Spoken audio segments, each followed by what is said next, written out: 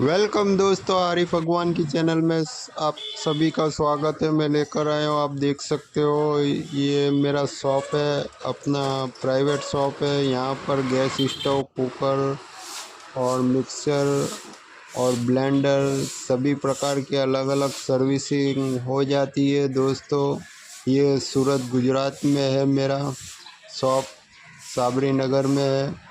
आप मेरे शॉप की मुलाकात ले सकते हो और सर्विस का लाभ ले सकते हो। तो आइए दोस्तों, सर्विस शॉप पे क्या क्या रिपेयरिंग होता है, सर्विसिंग होता है, आप सब देख सकते हो।